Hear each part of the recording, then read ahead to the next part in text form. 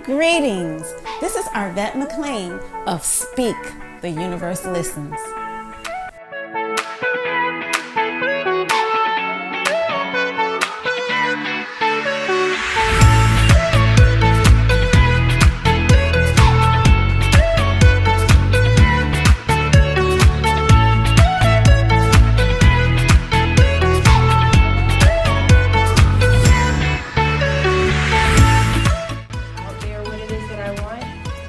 We cherish that. We love that particular piece of it because it teach people like, hey, it's okay, change. New ways to view age-old challenges. Change your thoughts, change your life. Step into the bigness of you.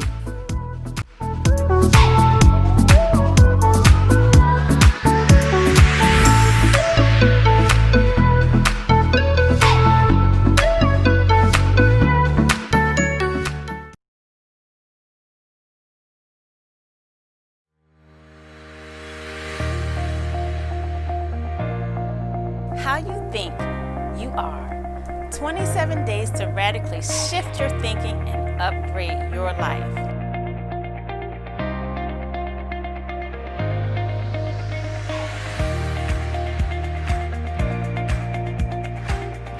More wealth, health, love, and joy. Your course is the first course that I don't mind repeating again and again and again.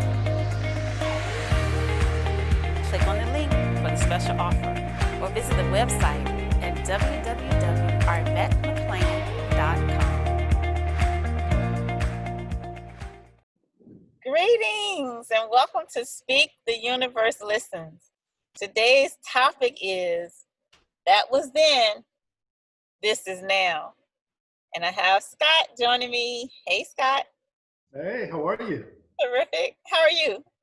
I'm doing magnificently. I love it. I'm glad to be here. Glad to be here. I'm glad you're here. So that was then, this is now. Actually, I feel like I read a book in high school with that same title. Interesting. I Was it good for you? don't remember what it was about. Sometimes a book is just about the great title. Sometimes the cover is worth 1,000 words, right? Even though they said you can't judge a book by its cover. What? Okay. But yeah, that was then, this is now. And so often, I think we often will think because something has happened in the past, that it's going to happen like that again into the future. And we keep reliving our past just over and over and over again, and keep trying to take our past and project it into our now, project our past into our future, rather than just allowing it to let go of it along the way. Yeah, I know. One of the things I think that helps us keep the past in our future is because a lot of times we are asked as young people, and then throughout our lives, we're asked to describe ourselves. And so you just start having in your head, okay, well, this is the type of person I am. I'm a person who likes this. I don't like this. I tend to be like this, da da da da da. And you say it so often, then you really become that person. When in reality, why are you that person? Right. And and so often I think we would get to be in this person, like you're just saying. We get to be in this person, we act in this way, and then we don't even really like that we act that way. I would love to be the type of person that could do such and such. I'd love to be the type of person that could just speak to people and be free and be open and hold my head up high. And so we can describe how we would love to be, but for some reason we're allowing our past to keep us into this image of ourselves that we've manifested over the years and we're holding on to and we don't want to let go of.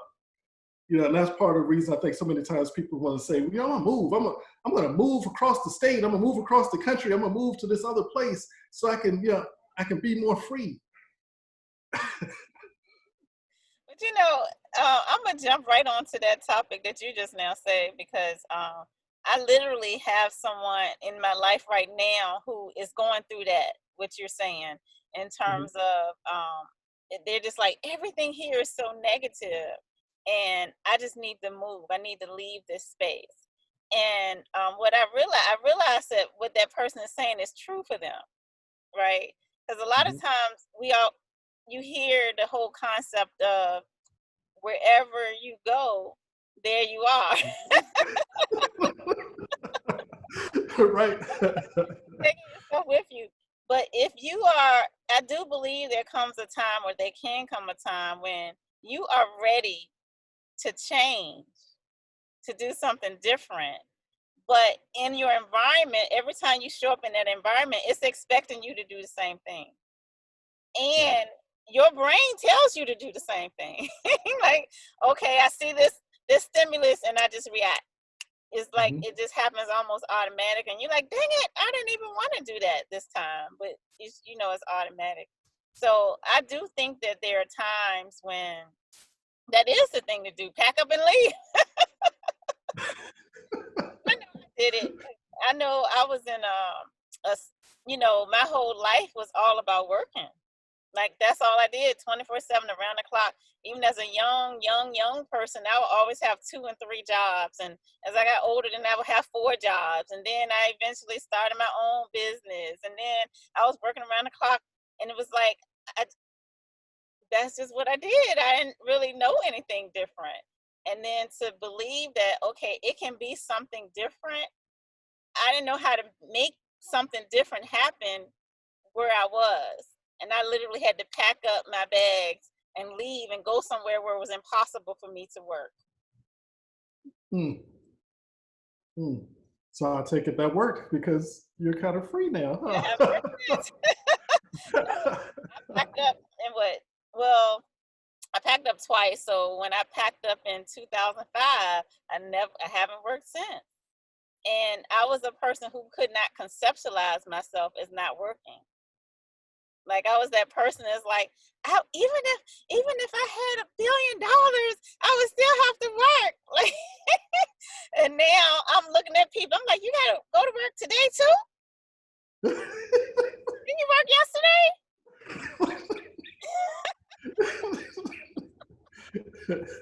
And So see, how you do it? well, let me tell you how I do this. Because right now I'm still working, just kind of frequently. I worked yesterday. I'm working later today.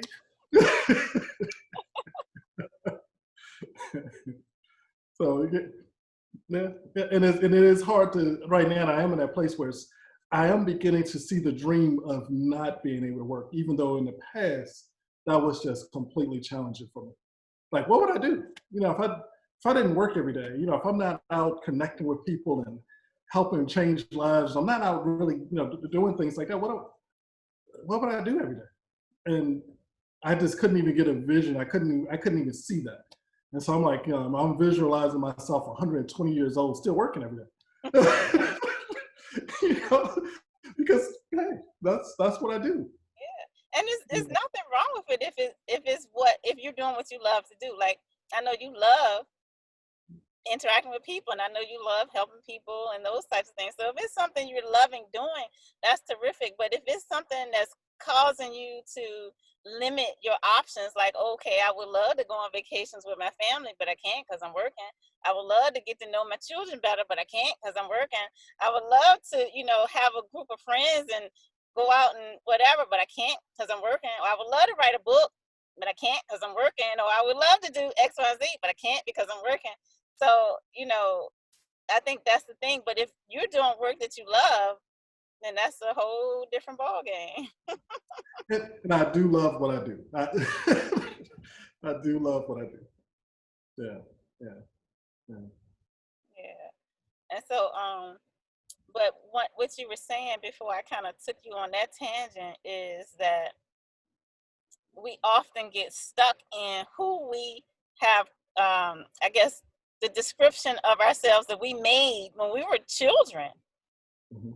We decided, I'm a quiet person, or I don't like to be around people, or I can't get on a stage. Like, you made those decisions as a child, and then you continue those things into your adult life, which, if it's stuff about you that you love, that's great.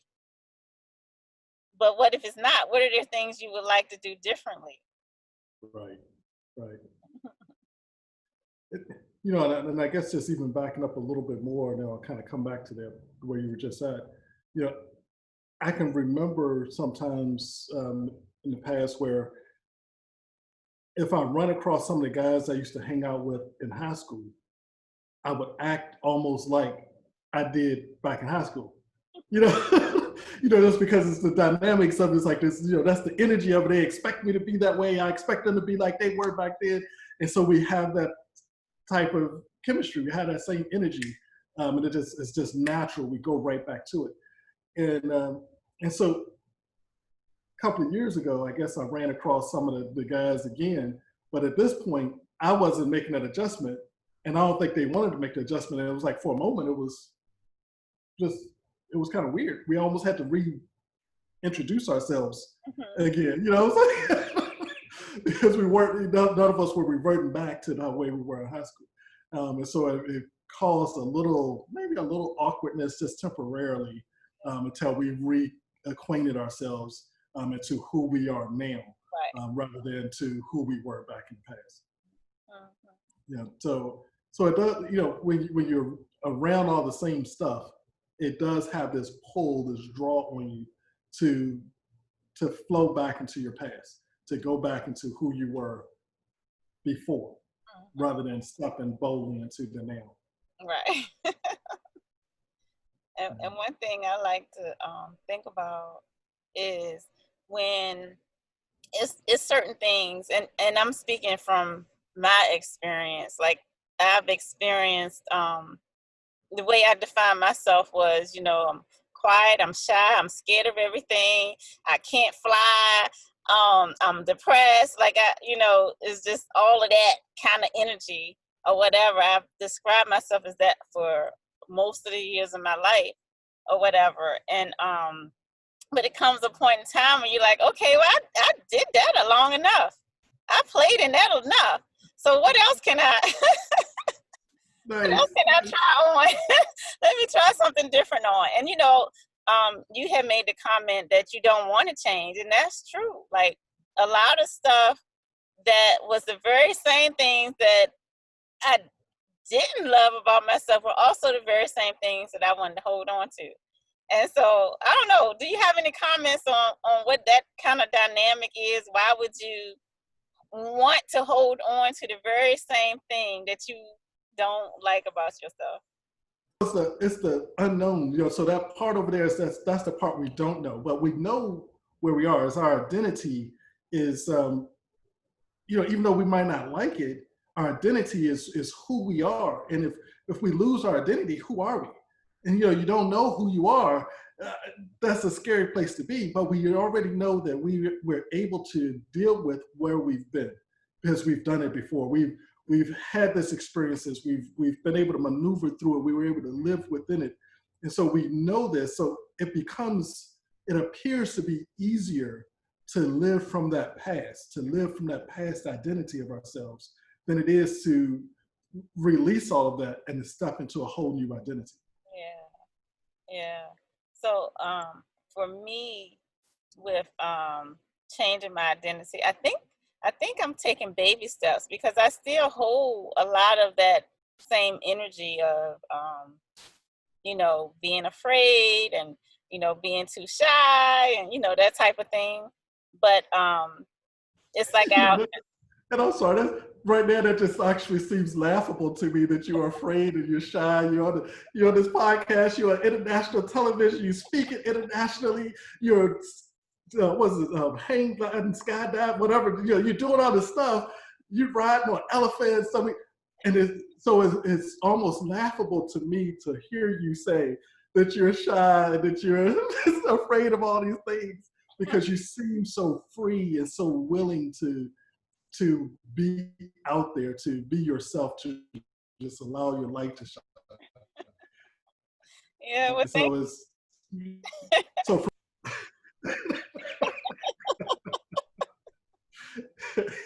well, go ahead with what you're saying. But it's an active process. I mean, and I get better at it. Like in the past, like I always did things where other people wouldn't do, even though I was afraid, but I was doing it afraid. So I was just very courageous. But now when the fear sets in, which it does, then I'm able to shift into a space of love. And so it's a much easier thing to feel love for whatever it is than for me to feel afraid and force myself through it.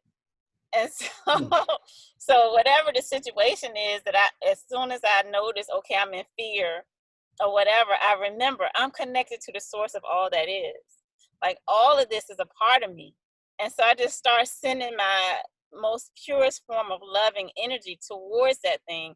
And when I'm feeling that energy, I don't feel fear. I can't feel fear at the same time as I'm feeling love. And I just allow myself to step into the space of all that is instead of allowing myself to be confined by, just this physical part of me. Yeah. And similarly to you, I've always described myself as being shy and extremely lazy. And so I'm like the laziest person I have ever met.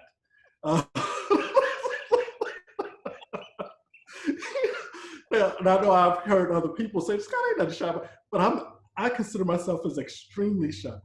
And like I say, lazy. And so we have these different identities that we put on ourselves, these different labels, and we try to hold on to them no matter what's taking place. We still hold on to these.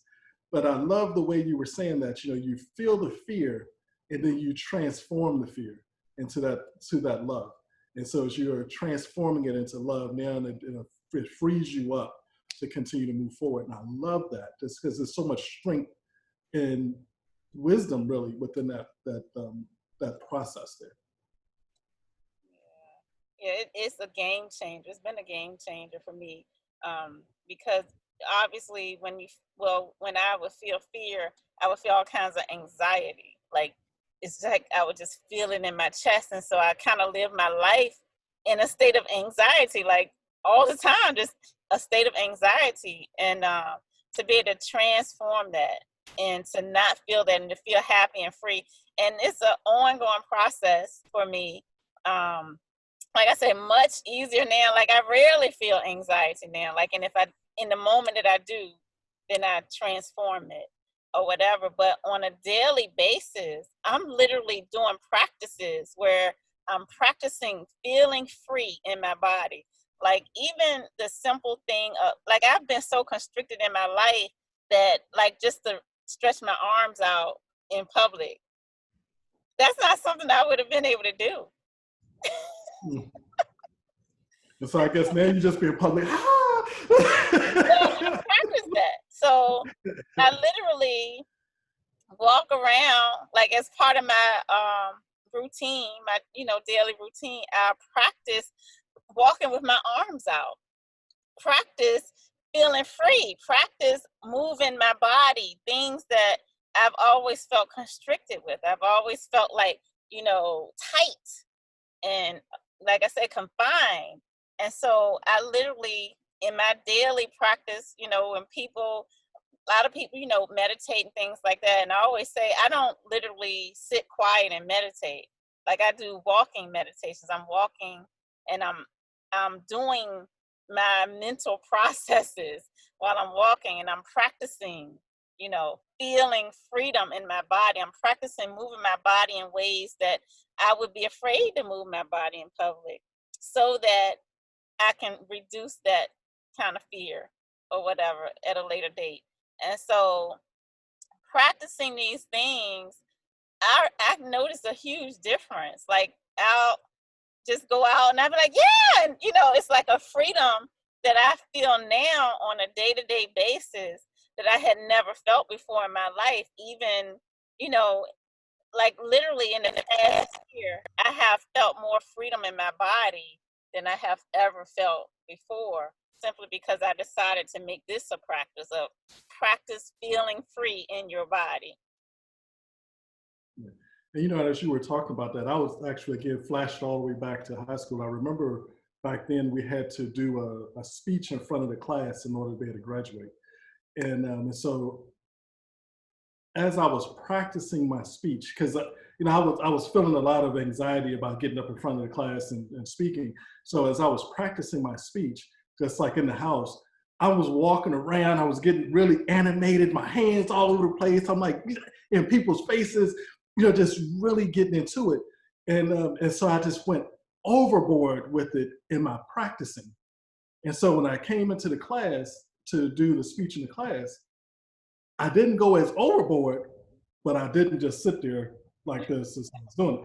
You know, and so I was able to still have some energy into it and still be able to kind of move around a little bit and kind of get into a couple of faces, but just not to the same level and extent that I was planning to do in my practicing per se.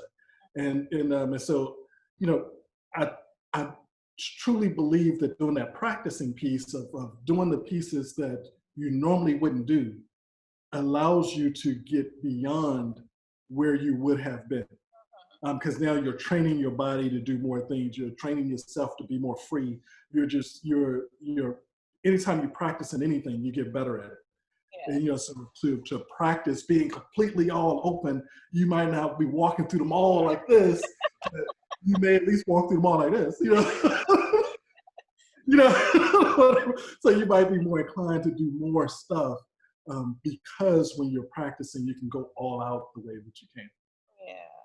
Yeah, and like I've done a tremendous amount of practicing things in my mind. Like I do a lot of mental rehearsing things in my mind over and over again, and that makes a huge difference with everything that I do. Like practicing it and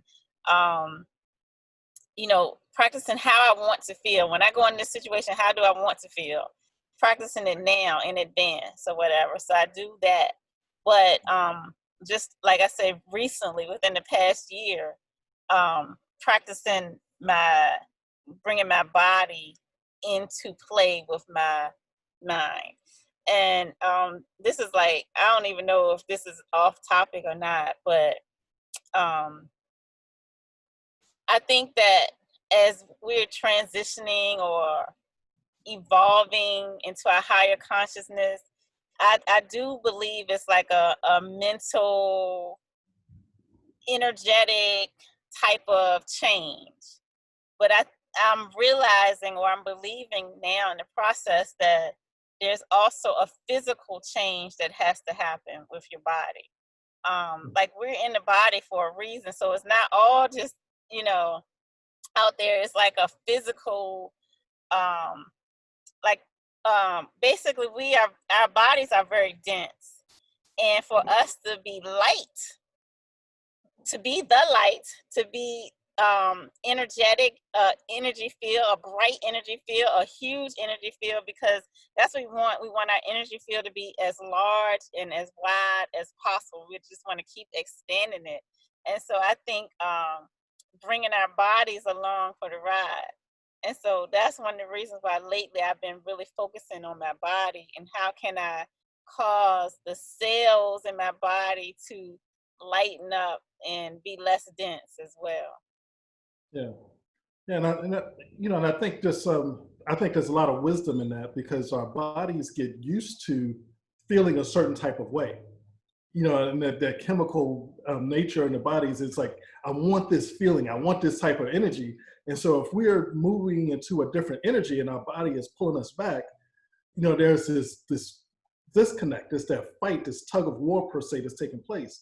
Yet if you can begin to move your body with those thoughts, and you know, it's just changing that whole chemical makeup that is going on within the body, and it's allowing you to become more permanently placed in this higher energy level, in this different energy space. And so to have the thoughts, I believe, is really the most powerful aspect of it. To have the thoughts that are going to create the emotion that's going to move you in the proper direction, but then to just start doing whatever it is, something different with the body, just continuously helps to move your entire being into this next level, to this higher energy. So I agree. Yeah.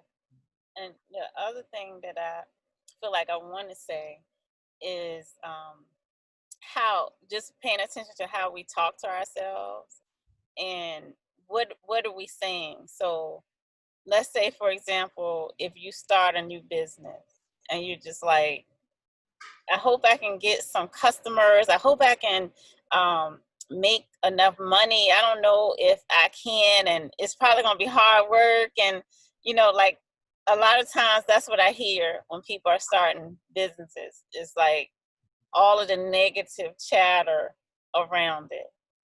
And just being more aware of what you're saying to yourself. Because really, if you had this idea you want to start a business and now you have it, then your self-talk could really be like, oh my gosh, I always wanted this business and now it's happening.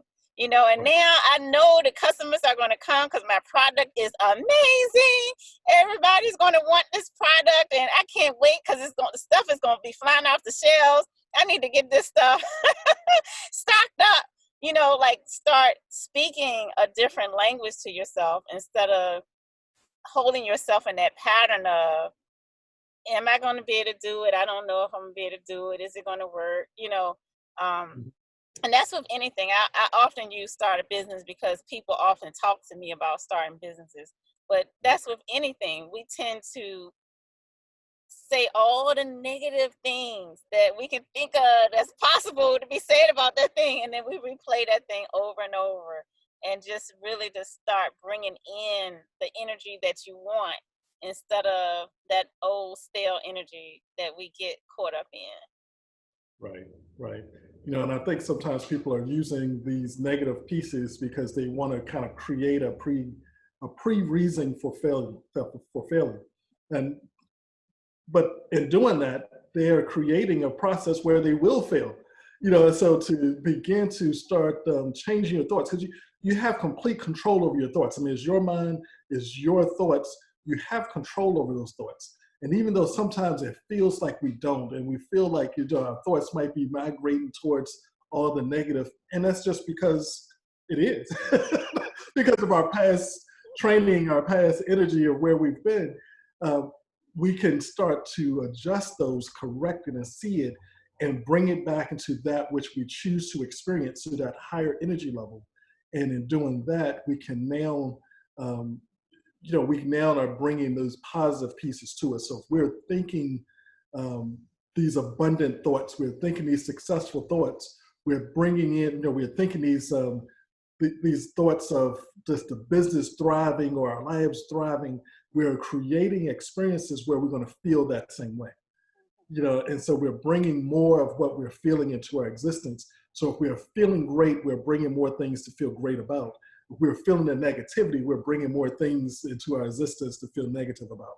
And so we want to make sure that if we're feeling that, just to stop right now, and to step into that thought pattern of what it is we choose to experience, and just practice that. Even just at random times throughout the day, even to just have that thought, like, what would it feel like to be more abundant? What would it feel like to be joyful? Or just whatever that energy is you want to feel more of. And just random times. It could be when you wake up in the middle of the night. It could be when you get up in the morning, while you're taking your shower, driving to work, whatever the case may be. Just take the time as consistently, as often as possible to feel the feeling of that which you choose to experience. And you'll begin to bring more energies into your existence so you can feel that more often. Yeah. And that's so important. I remember listening to Dana Wow, and she likes talking about our reticular activating system that's like in the back of our brain. And so, but basically she's like, it's your best friend, because whatever you say, if you say, this sucks, it's going to be like, yep, it sure does. And so it's going to point out everything in your environment that sucks. And so you want to tell that system whatever it is you want it to pick out, and she says that one of the ways that you can tell when your system is working is like when you go get a new car And then it's like every single car you see is like your car. Like you're like, where are these? I didn't see all these cars at first until I bought one. Now everybody got the same car that I got, or whatever. But that's what your reticular activating system does. It points out everything in the environment that's in agreement with the thought that you just had.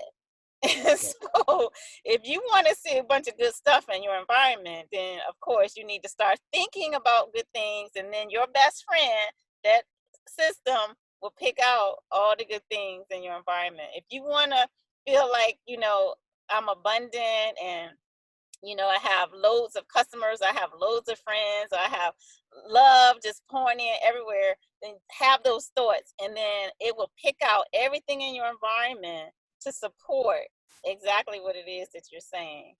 Yes. And it's that simple, that powerful. It works. It simply works. Yeah. All right. Well, this has been an interesting conversation on that was then, this is now. Paying attention to what you're bringing from your past into your future, and then putting a halt to it and making sure that instead you put your attention on the things that you want to bring into your future.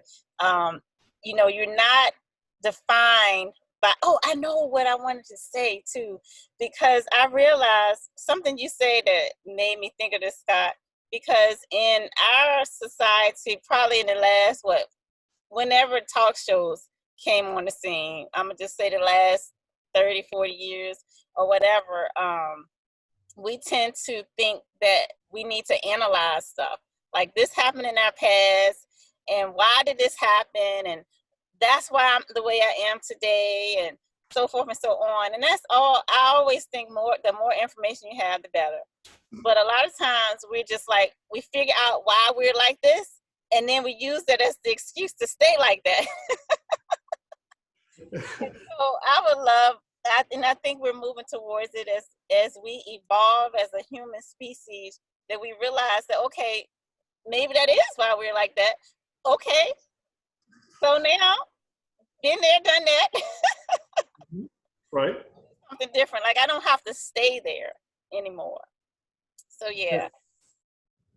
So it's like it served a purpose at that time. That purpose has been fulfilled and satisfied. And so you give that energy some thanks because it served its purpose then, and free it so that you can move now into the now. I love it. Thank you so much, Scott, for joining me today. And I just enjoy speaking to everyone as usual.